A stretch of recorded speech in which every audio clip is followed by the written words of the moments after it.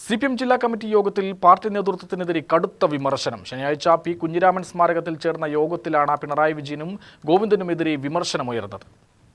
പാർട്ടിയെ ഇത്തരത്തിൽ പൊതുസമൂഹത്തിൽ അപകീർത്തിപ്പെടുത്തുകയും വലിയ പരാജയത്തിലേക്ക് കൈപിടിച്ചുകൊണ്ടുപോയതും മുഖ്യമന്ത്രിയായിരുന്ന പിണറായിയും സംസ്ഥാന സെക്രട്ടറി MV ഗോവിന്ദനുമാണെന്ന് പ്രമുഖ നേതാക്കൾ ചൂണ്ടിക്കാട്ടി.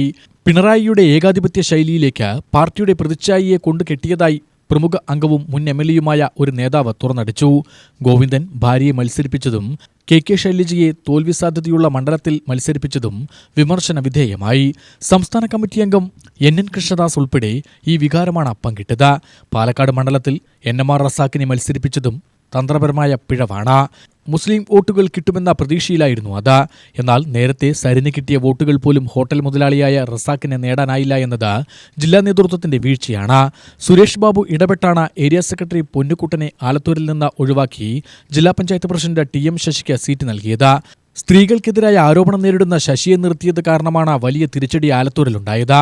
30,000 വോട്ട് 8,000 കുറഞ്ഞത് ആലത്തൂരിലെ കോട്ട ഇളകിയതിന് തെളിവാണെന്ന് CK രാജേന്ദ്രൻ ചൂണ്ടിക്കാട്ടി. ശശിയെ പിന്നെന്തിനാണ് ജില്ലാ പഞ്ചായത്തിലേക്ക് മത്സരിപ്പിച്ചതെന്ന് രാജേന്ദ്രനെ അനുകൂലിക്കുന്നവർ ചോദിച്ചതായും അറിയുന്നു.